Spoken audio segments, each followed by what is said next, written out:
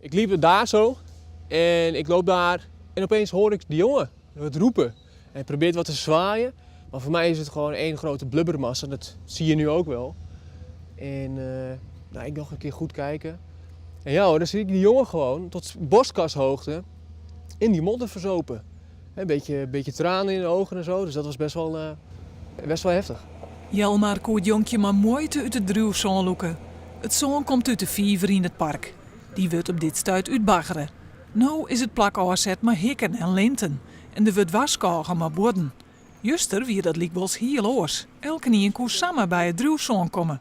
Nou ja, achteraf is zeg je van daar hier even hier wat scherper op reageerd willen maken. Maar het is gang het gang is en we hebben proberen om het nog zo snel mogelijk te regelen. De gemeente is heel bot schrokken van het incident. Reden om ik de squalbaan te waskogen. Er zijn meesten van u die ben daarheen geweest om nog eens een keer te wijzen op de gevaren die deze werkzaamheden mij brengen kunnen en dat iedereen daar een beetje rekening mee houden wil.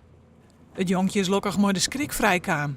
Hij boort het nou eerst maar even ergens oors.